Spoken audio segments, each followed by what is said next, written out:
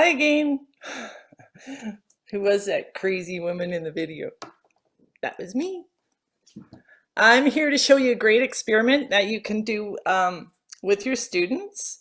You can do it on the coast, or you can do it up above sea level over 1,000 meters where we are. Whether it's cold or raining, it doesn't matter as long as you have a freezer at -10 to -15 degrees Celsius.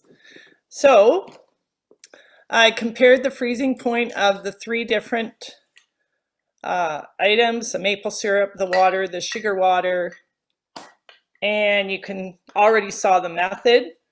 And we're going to go over the results. But before we do that, the reason I did this experiment was to just show how other animals besides warm-blooded animals might survive the winter and special adaptations that they have. Okay, so if you could spotlight on me, we can get rid of this picture. Can you do that, Jen? And then we'll get a... Okay, so let's look at the results. Let's just do the sound test first. So we have water. Everybody hear that? Okay, I have sugar water. Okay, 54 grams, which is half the amount of sugar that was in the maple syrup. And last but not least, who loves maple syrup? Put up their hands.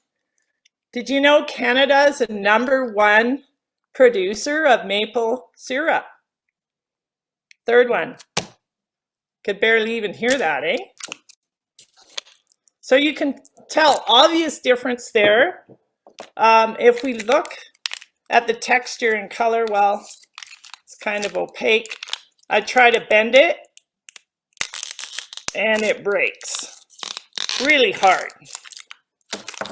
Look at the sugar water and it feels kind of like putty, and it is somewhat bendable. If you look at the maple syrup, well, you can do all sorts of shapes with it. So you could imagine if you had a living cell with water in it and it froze to below 0, it froze, it would get hard, just like in this experiment, and expand and break the cell. But if there was sugar with that water, a high concentration, or even just a little bit, it will help make it more pliable, and hopefully the cell will survive. So what we call that when there's a substance that's within a living tissue that prevents the tissue from freezing, or it prevents the cells from being damaged, we call them cryoprotectants. Cryo meaning freezing, and protectant being the substance that keeps it from freezing, like sugar. The wood frog is a good example. It increases its sugar content by 400%. And you can see it looks very frozen. Now, actually, it's mostly just the outside that is frozen. A lot of these animals, they will send the water within the cells to the outer part of the cells and then increase the sugar within the cell with glucose, for instance, for this wood frog. And the glucose comes from the liver, that's stored in the liver, and then also a little bit of urea as well. So it's mostly just frozen hard solid on the outside, where it won't create so much damage to the tissues. And the inside it's still pretty hard, but not as hard, just like in the sugar you saw. Now, another thing I'm noticing, I've only been talking for a couple minutes, I hope. This sugar water is melting very fast. The water, not so much. a wood frog within 24 hours in the early spring will be able to thaw out and start hopping around to the nearest water source to reproduce. They are one of the first amphibians to reproduce, and they're one of the only frogs that lives so far north as well. So next is a picture of some other animals that use carbohydrates as cryoprotectants.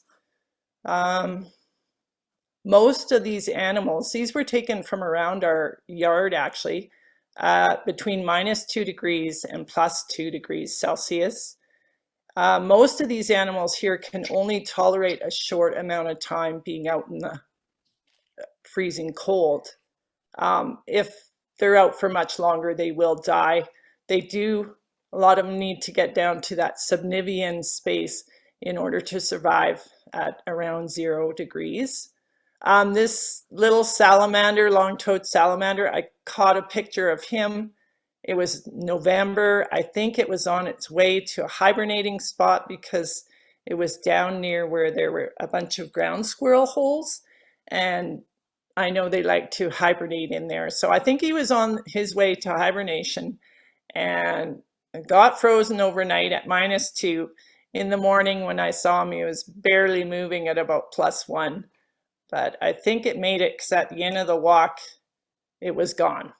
Unless Jesse Shrew got it or something. I don't know. So it's not just animals that have cryoprotectants. The woody plants, as you'll see in the next photo, has cryoprotectants they use over the winter. Similar to the animals, they shed the water to the outside of the cells, and with the sugar that's already in the cells will be a higher concentration to protect it. They also have antifreeze proteins that help to bind with the water crystals to keep them from puncturing the cells. Some of the animals do that as well, have antifreeze proteins. So now you can see the magic of sugar in winter. What wonder questions do you have from today? I know I have lots. Please share them in the chat. Thank you.